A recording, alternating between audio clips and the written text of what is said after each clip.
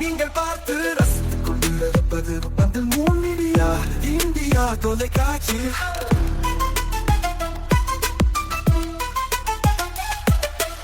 நீங்கள் பார்த்து ரசித்துக் கொண்டிருப்பது உங்கள் மீடியா இந்தியா தொலைக்காட்சி. நீங்கள் பார்த்து ரசித்துக் கொண்டிருப்பது உங்கள் மீடியா இந்தியா தொலைக்காட்சி. நீங்கள் பார்த்து ரசித்துக் கொண்டிருப்பது உங்கள் மீடியா இந்தியா தொலைக்காட்சி.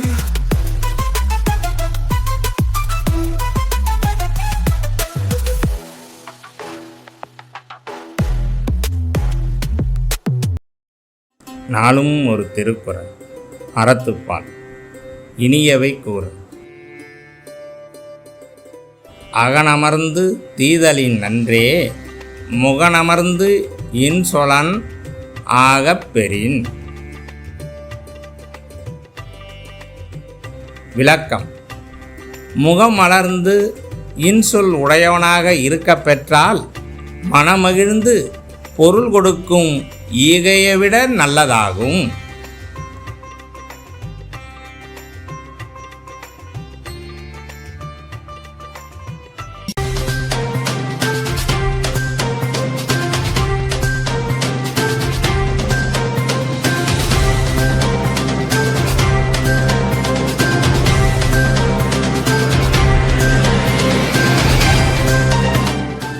வணக்கம். இன்றைய முக்கிய செய்திகள்.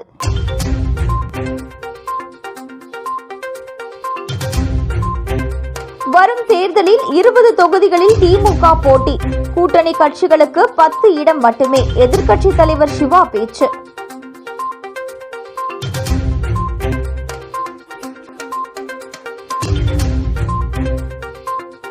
கிரிப்டோ கரன்சி முதலீடு மோசடி வழக்கில் முக்கிய குற்றவாளி கைது. பெங்களூருவில் தலைமறைவாக இருந்தபோது சிக்கினார்.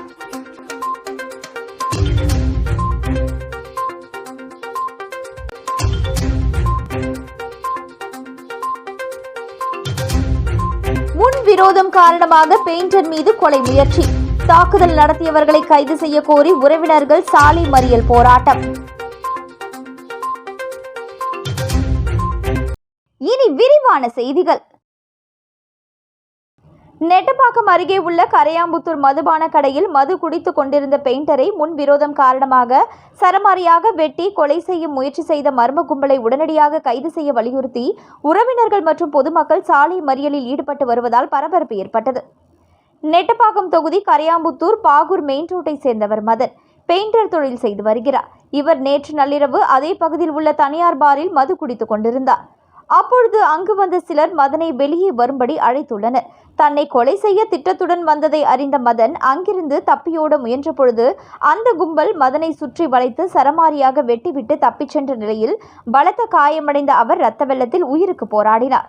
தகவல் அறிந்து சம்பவ இடத்திற்கு வந்த கரையாம்புத்தூர் போலீசார் மதனை மீட்டு கதிர்காமம் அரசு மருத்துவமனைக்கு அனுப்பி வைத்துள்ளனர். அங்கு அவருக்கு தீவிர சிகிச்சை அளிக்கப்பட்டு வருகிறது.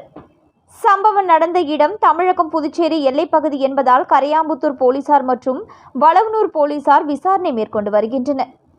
கடந்த ஒரு மாதத்திற்கு முன்பு கரையாம்புத்தூர் பகுதியில் அமைந்துள்ள திரௌபதி அம்மன் கோவில் திருவிழாவில் நடைபெற்ற கரகாட்டத்தில் ஏற்பட்ட மோதல் காரணமாக முன் விரோதத்தில் எதிர்த்தரப்பினர் மதனை கொலை செய்யும் முயற்சி செய்திருக்கலாம் உள்ளிட்ட பல்வேறு கோணங்களில் போலீசார் விசாரணை மேற்கொண்டு வருகின்றனர். இந்த நிலையில் மதனை வெட்டி கொலை செய்ய முயற்சி செய்த தமிழக பகுதியான களிஞ்சிக்குப்பம் பகுதியை சேர்ந்த அப்பு என்கிற பிரவீன், அருள் பிரகாஷ், ஐயப்பா கரன், வீரமணி, உபேந்திரன், பாவாடை ராயன் உள்ளிட்ட நபர்களை உடனடியாக கைது செய்ய வேண்டும் என வலியுறுத்தி கரையாம்புத்தூர் பேருந்து நிலையம் அருகே மதனின் உறவினர்கள் மற்றும் பொதுமக்கள் இன்று காலை 6 மணி முதல் சாலை மறியலில் ஈடுபட்டதால் போக்குவரத்து பாதிக்கப்பட்டது. சம்பவ இடத்திற்கு துணை சபாநாயகர் ராஜவேலு மற்றும் காவல் கண்காணிப்பாளர் Bakthavatchalam, inspector Sajith, sub inspector Prabhu ஆகியோர் நேரில் வந்து சாலை மறியலில் ஈடுபட்ட உறவினர்களிடம் மற்றும் பொதுமக்களிடம் தொடர்ந்து பேச்சுவார்த்தை நடத்தினர். குற்றவாளிகளை பிடிக்க தனிப்படை அமைத்து கைது செய்வோம் என்று கூறினர். பின்னர் பொதுமக்கள் அனைவரும் கலைந்து சென்றனர். சாலை மறியல் போராட்டத்திற்கு ஆதரவாக அப்பகுதியில் உள்ள வணிக கடைகள் அனைத்தும் மூடப்பட்டிருந்தது. மேலும் பேருந்துகள் எதுவும் இயங்கவில்லை. இதனால் பொதுமக்களின் இயல்பு வாழ்க்கை பாதிக்கப்பட்டது.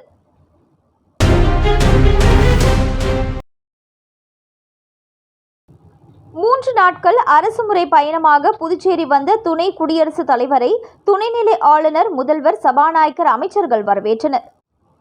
புதுச்சேரியில் பல்வேறு நிகழ்ச்சிகளில் கலந்து கொள்வதற்காக சென்னையில் இருந்து ஹெலிகாப்டர் மூலம் புதுச்சேரி வந்தடைந்த துணை ஜனாதிபதி ஜெகதீப் தன்கரை விமான நிலையத்தில் துணைநிலை ஆளுநர் கைலாஷ்நாதன், முதலமைச்சர் ரங்கசாமி, சபாநாயகர் செல்வம், அமைச்சர்கள் வரவேற்றனர்.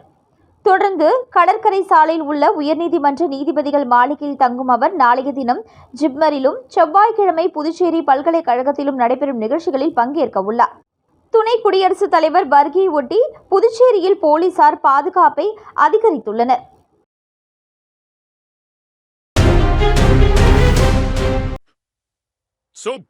நீங்க எப்போ பிசினஸ் ஆரம்பிச்சீங்க? என்னோட பீரியட்ஸ் லைஃப் என்ட்ரி கொடுத்தப்போ. ஆனா அதை பத்தி சொல்ல எனக்கு பயம். ஸ்கூல் பெஞ்சில் உட்கார பயம், பஸ்ல லீக்கேஜ் ஆயிடுமோன்னு பயம், ரன்னிங் ரேஸ்ல ஓட பயம். இப்போ அந்த பயமுக்கு ஒரு ஃபுல் ஸ்டாப். அதுக்கு தான் நம்ம பெண்மை சானிட்டரி நாப்கின் இருக்குல்ல. லீக்கேஜ் இல்லை, இரிட்டேஷன் இல்லை, கெமிக்கல் இல்லை, பியூர் காட்டன் கம்ஃபர்ட் மட்டும்தான். பெண்மை சானிட்டரி நாப்கின் கம்ஃபர்டபுள்னா பீரியட்ஸும் கம்ஃபர்டபுள்.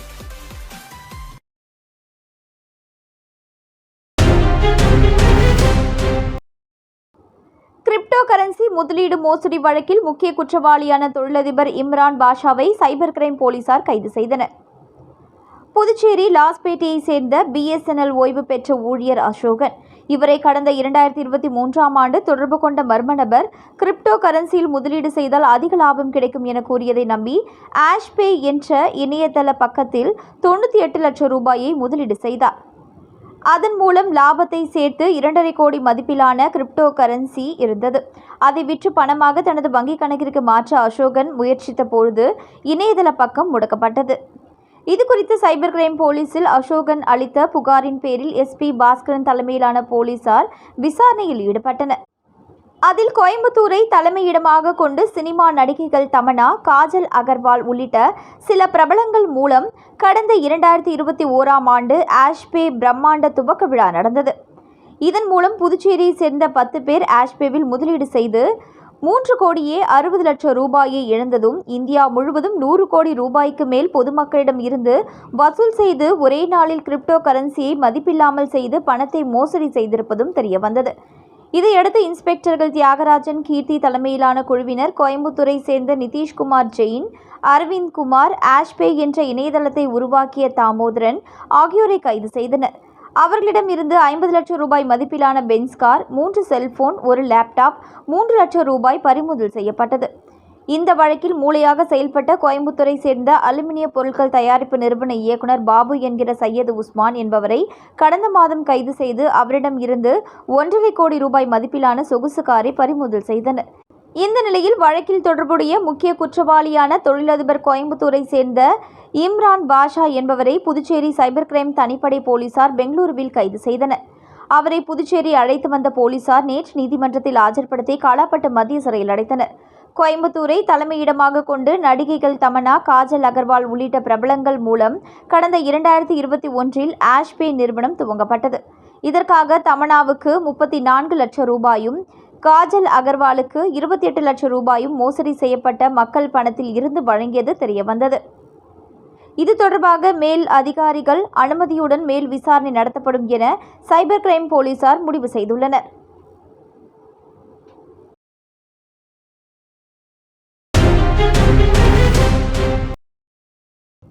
வரும் சட்டசபை தேர்தலில் 20 தொகுதிகளில் திமுக போட்டியிடும். கூட்டணி கட்சிகளுக்கு 10 தொகுதிகள் மட்டுமே தருவோம் என எதிர்க்கட்சித் தலைவர் சிவா அறிவித்துள்ளதால் காங்கிரஸ் உள்ளிட்ட கூட்டணி கட்சியினர் அதிர்ச்சி அடைந்துள்ளனர். உருளையன்பேட்டை திமுக செயல் வீரர்கள் கூட்டம் தொகுதி பொறுப்பாளர் கோபால் முன்னிலையில் நேற்று நடந்தது. இதில் பங்கேற்ற எதிர்க்கட்சித் தலைவர் சிவா சட்டசபை தேர்தலில் திமுக போட்டியிடும் இடங்கள் குறித்து காங்கிரஸ் கூட்டணி கட்சிகளுக்கு ஷாக் அளிக்கும் வகையில் அதிரடியாக அறிவித்தார். மேலும் அவர் பேசும்பொழுது, இந்த ஆட்சியில் அரிசி மட்டுமல்ல, பத்திரப்பதிவிலும் மோசடி நடக்கிறது. ஆட்சியாளர்களுக்கு வேண்டப்பட்டவர்களின் மனைகளின் விலை உயர வேண்டும் என்பதற்காக நில வழிகாட்டி மதிப்பை உயர்த்துகின்றனர். வில்லியனூரில் இருந்து 2 கிலோமீட்டருக்கு அப்பால் உள்ள சேந்தனத்தம் கிராமத்தில் ஒரு சதுர அடி 300 ரூபாய் முதல் 400 ரூபாய் வரைதான் போகும். ஆனால் அங்கு நில வழிகாட்டி மதிப்பை 1600 ரூபாய் என நிர்ணயிக்கின்றனர். இனி முன்பு போல போராட்டம் மட்டும் நடத்தப்படாது. அரசின் தவறுகளை எதிர்த்து நீதிமன்றமும் செல்வோம்.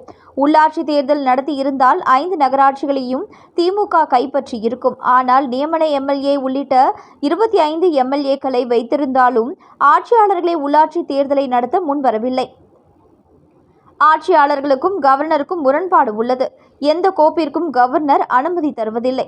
ஒருவர் ஸ்மார்ட் சிட்டி திட்டத்தில் ஊழல் என்பார், பஸ் நிலையம் கட்டுவது, அண்ணா திடல் கட்டுவது ஆகிய திட்டங்களில் ஊழல் என்பார், அதன் பின் காணாமல் போய்விடுவார். புதுச்சேரிக்கு மாநில அந்தஸ்து வேண்டும் என 16 முறை சட்டசபையில் தீர்மானம் நிறைவேற்றப்பட்டது. மத்திய அரசுக்கு எந்த கோப்பும் கவர்னர் மூலமாகத்தான் செல்லும். ஆனால் சட்டசபையில் நிறைவேற்றிய மாநில அந்தஸ்து தீர்மானங்களை கவர்னர் அனுப்பாமலேயே வைத்துக் கொண்டார். இதனை அறிந்து திமுக போராட்டம் நடத்தியது. அதன் பின்பே தீர்மானம் மத்திய அரசுக்கு சென்றது. முதல்வர் ரங்கசாமி மாநில அந்தஸ்து கேட்பார். ஆனால் தட்டாஞ்சாவடியை தாண்டி எங்கும் செல்ல மாட்டார். பிரதமரையோ உள்துறை அமைச்சரையோ சென்று சந்திக்க மாட்டார். டெல்லி சென்று கதவை தட்டினால் தானே கிடைக்கும். புதுச்சேரியில் முன்பு 4-5 இடத்தில் மட்டுமே பெண்கள் டான்ஸ் நடைபெற்றது. இந்த ஆட்சியில் 423 ரெஸ்டோ பார்கள் அனுமதி கொடுக்கப்பட்டு அங்கெல்லாம் மெல்லிசை நடன நிகழ்ச்சி நடத்தப்பட்டு வருகிறது. ஆனால் ஒரே ஒரு தொழிற்சாலை கூட வரவில்லை. பாஜகவில் 100 பேர் சேர்ந்து கார்ப்பரேட் அலுவலகம் அமைத்து கட்சியை நடத்துகின்றனர். திமுக மக்களோடு மக்களாக இணைந்து செயல்படுகிறது. சட்டசபை தேர்தலில் 20 தொகுதிகளை கேட்டு பெற முடிவு செய்துள்ளோம்.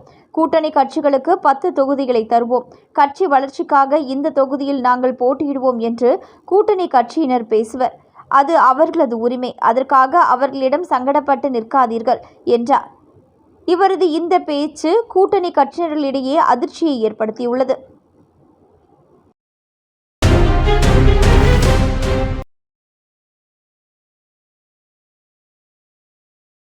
புதுச்சேரியில் நடந்த தேசிய மக்கள் நீதிமன்றத்தில் 1457 வழக்குகள் முடிக்கப்பட்டு 14,54,87,770 ரூபாய்க்கு தீர்வு காணப்பட்டது. தேசிய சட்டப்பணிகள் ஆணையத்தின் செயல் தலைவரான உச்சநீதிமன்ற நீதிபதி சூரியகாந்த் உத்தரவின் பேரில் புதுச்சேரி மாநில சட்டப்பணிகள் ஆணைய செயல் தலைவரான சென்னை உயர்நீதிமன்ற நீதிபதி சுந்தர் வழிகாட்டுதலின்படி புதுச்சேரி, காரைக்கால், ஏனாம் மற்றும் மாகே நீதிமன்ற வளாகங்களில் நேற்று தேசிய மக்கள் நீதிமன்றம் நடந்தது. புதுச்சேரி ஒருங்கிணைந்த நீதிமன்ற வளாகத்தில் 13 அமர்வுகளும், சட்டப்பணிகள் ஆணையத்தில் 1 அமர்வும் நடந்தது. இதனை தலைமை நீதிபதி ஆனந்த் மற்றும் உறுப்பினர் செயலர் அம்பிகா மேற்பார்வையிட்டனர். காரைக்காலில் 5 அமர்வுகளும், மாகே, ஏனாமில் தலா 1 அமர்வு என மொத்தம் 22 அமர்வுகள் செயல்பட்டது. நீதிமன்றத்தில் நிலுவையில் உள்ள வழக்குகள் மற்றும் நேரடி வழக்குகள் 6209 எடுத்துக்கொள்ளப்பட்டு 1457 வழக்குகள் முடிக்கப்பட்டு 14,54,87,770 ரூபாய்க்கு தீர்வு காணப்பட்டது. இவற்றில் நீதிமன்ற நிலுவையில் இருந்த 1368 வழக்குகள் முடிக்கப்பட்டது குறிப்பிடத்தக்கது.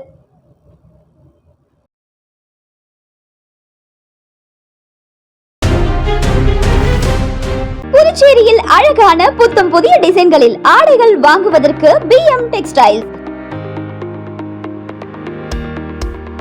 சிறந்த நிறுவனம்.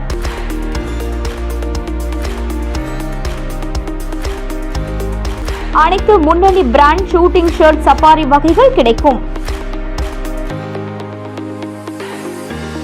சிறுவர்கள் முதல் பெரியவர்கள் கலாம் விதைகளின் விருட்சம் சமூகம் இயக்கம் ஏற்பாடு செய்து நடத்திய நிகழ்ச்சியில் புதுச்சேரி தமிழ்ச்சங்க தலைவர் கலைமாமணி முனிவர் வி. முத்து 26 இராணுவ வீரர்களுக்கு விருதுகளை வழங்கினார். கலாம் விதைகளின் விருட்சம் சமூக இயக்கம் நடத்தும் இந்திய தாய் திரு நாட்டின் இராணுவ வீரர்களுக்கான கௌரவ விழா, மேனாள் இராணுவ வீரர்களுக்கு விருது வழங்கும் விழா புதுவை தமிழ்ச்சங்கத்தில் நடைபெற்றது. புதுவை தமிழ்ச்சங்க தலைவர் கலைமாமணி முனைவர் வி. முத்து அவர்கள் நிகழ்ச்சிக்கு தலைமையேற்று தனது பொற்கரங்களால் 26 இராணுவ வீரர்களுக்கு விருதுகளை வழங்கினார். கலாம் விதைகளின் விருட்சம் சமூக இயக்கத்தின் நிறுவனர் ராஜா அனைவரையும் ஒருங்கிணைத்து நிகழ்ச்சியை ஏற்பாடு செய்திருந்தார். புதுவை பல்கலைக்கழகத்தின் மேனாள் புல முதன்மையாளர் கலைமாமணி முனைவர் இளமதி ஜானகிராமன் சிறப்பு அழைப்பாளராக பங்கேற்றார். புதுச்சேரி முப்படை முன்னாள் இராணுவ வீரர்கள் மற்றும் வீர தாய்மார்கள் நல சங்கத்தின் நிறுவனர் சார்ஜென்ட் மோகன் வாழ்த்துரை வழங்கினார். மனோவா மார்க்கஸ் தமிழாசிரியர் வரவேற்புரை வழங்கினார். மேனாள் தலைமை ஆசிரியர் மற்றும் முதல் துளிர் சொசைட்டி தலைவர் வாசுகி ஸ்ரீராமமூர்த்தி, சரவடி இதழ் நிறுவனர் மற்றும் செந்தூர் முருகன் சேவை அறக்கட்டளை நிறுவனர் சுரேஷ் முன்னிலை வகித்தார். தாகூர் அரசு கலை மற்றும் அறிவியல் கல்லூரி உதவி பேராசிரியர் முனைவர் ரேகா ராஜா, தட்சஷீலா பல்கலைக்கழகத்தின் உதவி பேராசிரியை கயல்விழி நிகழ்ச்சியின் நெறிக்கொள்கையை செய்தார். அரசு பள்ளி மாணவி யுவஸ்ரீ அனைவருக்கும் நன்றி கூறினார். நிகழ்ச்சியில் 200க்கும் மேற்பட்ட ராணுவ வீரர்கள், கல்லூரி மாணவர்கள் குடும்பத்துடன் பங்கேற்றனர். புதுவை மாநிலம் உழவர்கரை நகர முதலாவது மாநாடு மாநில செயற்குழு உறுப்பினர் தோழர் ஆனந்தன் தலைமையில் ஜீவானந்தபுரம் நாடார் சங்கம் வளாகத்தில் நடைபெற்றது. மாநாட்டிற்கு புதுச்சேரி மாநில அமைப்பாளர் ரஞ்சித் குமார் மற்றும் மாநில செயற்குழு உறுப்பினர் பார்த்தசாரதி ஆகியோர் முன்னிலை வகித்தனர். மாநில செயற்குழு உறுப்பினர் நவீன்குமார் வரவேற்புரை ஆற்றினார். மாநாட்டின் சிறப்புரையாக கட்சியின் பொதுச் செயலாளர் ராஜா கலந்து கொண்டு சிறப்புரையாற்றினார். புரட்சிகர இளைஞர் முன்னணி பொதுச் செயலாளர் ஜேக்கப் ஸ்டோன்லி கட்சியின் செயல்திட்டங்கள் மற்றும் தோழர்களை உற்சாகம் படுத்தும் வகையில் மார்க்சிய கொள்கைகளை விவரித்து பேசினார். மேலும் குஜராத் மாநிலம் அகமதாபாத் விமான விபத்தில் உயிரிழந்தவர்களுக்கு அஞ்சலி செலுத்தியும் வருகின்ற 23ஆம் தேதி அன்று சென்னையில் நடைபெற இருக்கின்ற டிஜிபி அலுவலகம் முற்றுகை போராட்டம் வெற்றி பெறவும், பெருகி வரும் விலைவாசி உயர்வை கட்டுப்படுத்திடவும், புதுச்சேரி மாநிலத்தில் உள்ளாட்சி தேர்தலை உடனடியாக நடத்திடவும், படித்து முடித்த இளைஞர்களுக்கு வேலைவாய்ப்பை உருவாக்கிடவும், பெண்கள் மற்றும் சிறுமிகள் மீதான பாலியல் கொடுமைகளை தடுத்திடவும், ரேஷன் கடைகளில் அத்தியாவசிய பொருட்கள் அனைத்தையும் வழங்கிடவும், உழவர்கரை மற்றும் அனைத்து பகுதியில் உள்ள சாலைகளை சரி செய்திட வேண்டும் என தீர்மானங்கள் நிறைவேற்றப்பட்டன. உழவர்கரை கமிட்டி செயலாளராக சுரேஷ், துணை செயலாளராக ராமமூர்த்தி, செயற்குழு உறுப்பினராக ஆனந்த், முருகன், ஜோதி, லோகு, ரமேஷ், சிபின், பச்சையப்பன் ஆகியோர் தேர்வு செய்யப்பட்டனர். முடிவில் மாநில செயற்குழு உறுப்பினர் சங்கர் நன்றி கூறினார்.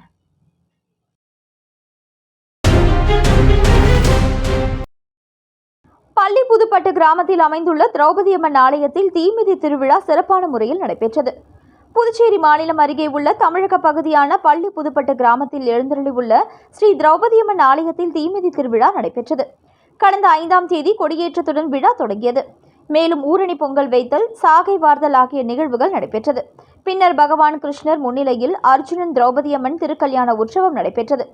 முக்கிய நிகழ்வாக நடைபெற்ற தீமிதி திருவிழாவில் பள்ளி புதுப்பட்டு மற்றும் சுற்றுப்புற பகுதிகளைச் சேர்ந்த பொதுமக்கள் பங்கேற்று தீமிதித்து தங்கள் நேர்த்திக் கடனை செலுத்தினர். இரவு அர்ஜுனன் திரௌபதி அம்மன் சிறப்பு அலங்காரத்தில் அலங்காரம் செய்யப்பட்டு வீதி உலா நடைபெற்றது. விழாவிற்கான ஏற்பாடுகளை கோவில் அறங்காவல் குழுவினர் மற்றும் பொதுமக்கள் செய்திருந்தனர்.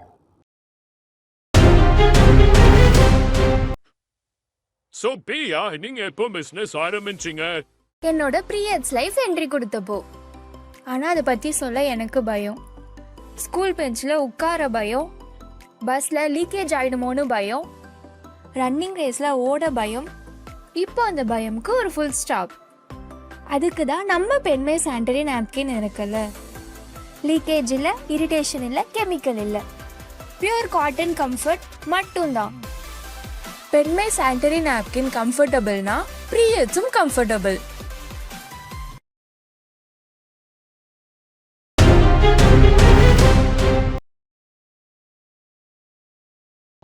3 நாள் அரசுமுறை பயணமாக துணை ஜனாதிபதி ஜெகதீப் தன்கர் புதுச்சேரி வந்துள்ள நிலையில் புதுச்சேரி முழுவதும் போலீஸ் பாதுகாப்பு பலப்படுத்தப்பட்டு போக்குவரத்தில் மாற்றம் செய்யப்பட்டுள்ளன. துணை ஜனாதிபதி ஜெகதீப் தன்கர் 3 நாள் அரசுமுறை பயணமாக புதுச்சேரி வந்துள்ளார். தொடர்ந்து நாளை 16ஆம் தேதி திங்கட்கிழமை ஜிப்மரிலும், 17ஆம் தேதி புதுச்சேரி மத்திய பல்கலைக்கழக நிகழ்ச்சிகளிலும் பங்கேற்று உயர்கல்வி பயிலும் மாணவர்களுடன் கலந்துரையாடல் நிகழ்ச்சியில் பங்கேற்க உள்ளார். புதுச்சேரி விமான நிலையம் வந்த துணை ஜனாதிபதிக்கு துணைநிலை ஆளுநர் கைலாஷ்நாதன், முதலமைச்சர் ரங்கசாமி, அமைச்சர்கள், சட்டமன்ற உறுப்பினர்கள் அவருக்கு வரவேற்பு அளித்தனர். அங்கிருந்து புறப்பட்டு சாலை மார்க்கமாக கடற்கரை சாலை பழைய நீதிமன்றத்தில் வளாகத்தில் உள்ள உயர்நீதிமன்ற நீதிபதிகள் விருந்தினர் மாளிகைக்கு சென்றார். இதனிடையே துணை ஜனாதிபதி வருகையை ஒட்டி புதுச்சேரி முழுவதும் 2000 போலீசார் பாதுகாப்பு பணியில் ஈடுபடுத்தப்பட்டுள்ளனர். மேலும் 3 நாட்களுக்கு கடற்கரை சாலை, டூமாஸ் சாலை, செயின்ட் லூயிஸ் தெரு உள்ளிட்ட முக்கிய சாலைகள் மற்றும் துணை ஜனாதிபதி செல்லும் சாலைகளில் போக்குவரத்து மாற்றம் செய்யப்பட்டுள்ளது. மேலும் புதுச்சேரி கடற்கரை சாலையும் மூடப்பட்டு சுற்றுலா பயணிகள் மற்றும் பொதுமக்கள் செல்ல அனுமதி மறுக்கப்பட்டதால் சுற்றுலா பயணிகள் ஏமாற்றத்துடன் திரும்பி சென்றனர்.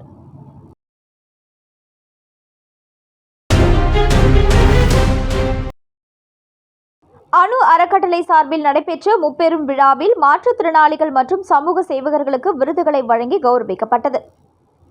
அணு அறக்கட்டளை அணுக் முதியோர் இல்லம் சார்பில் அணுக் அறக்கட்டளை மற்றும் அணுக் முதியோர் இல்லம் 3ஆம் ஆண்டு நிறைவு விழா, 4ஆம் ஆண்டு துவக்க விழா மற்றும் மாற்றுத்திறனாளிகளுக்கு நலத்திட்ட உதவிகள் என முப்பெரும் விழா குயவர்பாளையம் தனியார் திருமண மண்டபத்தில் நடைபெற்றது. இதில் சிறப்பு விருந்தினராக கலந்து கொண்ட சட்டமன்ற உறுப்பினர் அனிபால் கென்னடி மற்றும் உழவர்கரை சமூக சேவகர் வழக்கறிஞர் சசிபாலன் ஆகியோர் கலந்து கொண்டு சமூக ஆர்வலர்களுக்கு விருதுகளை வழங்கி கௌரவித்தனர்.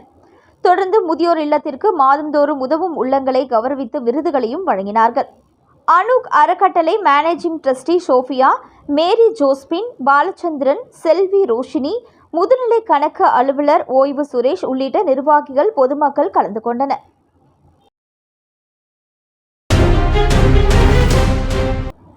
நத்தமேடு கிராமத்தில் எழுந்தருளி உள்ள முத்துமாரியம்மன் ஆலய செடல் உற்சவம் சிறப்பான முறையில் நடைபெற்றது. புதுவை மாநிலம் நெட்டப்பாக்கம் கொம்யூனின் நத்தமேடு கிராமத்தில் எழுந்தருளி உள்ள அருள்மிகு சுந்தர விநாயகர், பாலமுருகன், ஸ்ரீ முத்துமாரியம்மன் ஆலயத்தில் சாகை வார்த்தல் மற்றும் செடல் உற்சவம் சிறப்பான முறையில் நடைபெற்றது. மேலும் வைகாசி 27ஆம் தேதி கொடியேற்றத்துடன் திருவிழா தொடங்கியது. தொடர்ந்து அம்மனுக்கு சாகை வார்த்தல் நிகழ்ச்சியும், அதனைத் தொடர்ந்து ஐயனாரப்பனுக்கு ஊரணி பொங்கல் வைத்தல் நிகழ்ச்சியும் நடைபெற்றது. பின்னர் காவடி உற்சவம் நடைபெற்று மாலையில் செடல் உற்சவம் சிறப்பான முறையில் நடைபெற்றது. விநாயகர், முருகன், முத்துமாரியம்மன் சிறப்பு அலங்காரத்தில் அலங்காரம் செய்யப்பட்டு இரவு வீதி உலா நடைபெற்றது. விழாவிற்கான ஏற்பாடுகளை கோவில் அறங்காவல் குழுவை சேர்ந்த கிருஷ்ணராஜ், பரசுராமன், ராஜசுந்தரம், வெங்கடேச பெருமாள், ராஜாராம், மோகன்தாஸ் உட்பட விழாக்குழு உறுப்பினர்கள் மற்றும் பொதுமக்கள் செய்திருந்தனர்.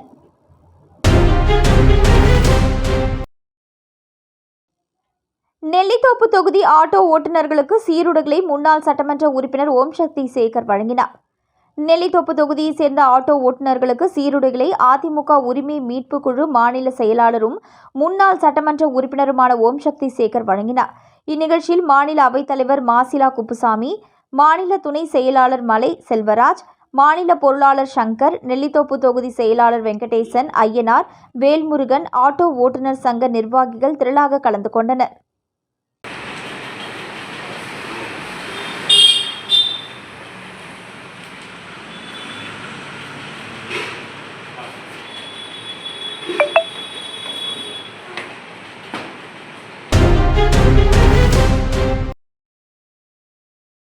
உலக இரத்த தான கொடையாளர்கள் தினத்தை முன்னிட்டு இரத்த தான விழிப்புணர்வு பேரணி புதுச்சேரி சுதேசிமில் அருகே இருந்து புறப்பட்டு நெல்லித்தோப்பு சிக்னல் வழியாக புதிய பேருந்து நிலையம் வழியாக மீண்டும் சுதேசிமில் அருகே நிறைவடைந்தது. இந்த பேரணியை அவர் சர்க்கிள் ஃபவுண்டேஷன் உதவியுடன் உயிர்துளி ஃபவுண்டேஷன், NTSO மற்றும் இந்திராணி செவிலியர் கல்லூரி இணைந்து நடத்தியது. இந்த பேரணியில் 100க்கும் மேற்பட்ட மாணவர்கள் தன்னார்வலர்களாக கலந்து கொண்டனர். பேரணி ஏற்பாடுகளை உயிர்துளி தன்னார்வலர்கள் செய்திருந்தனர். மீண்டும் இன்றைய முக்கிய செய்திகள்.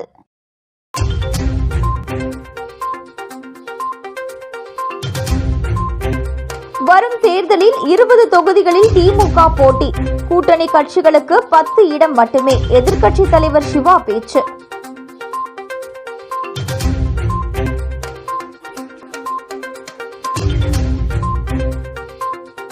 கிரிப்டோ கரன்சி முதலீடு மோசடி வழக்கில் முக்கிய குற்றவாளி கைது, பெங்களூருவில் தலைமறைவாக இருந்தபோது சிக்கினார்.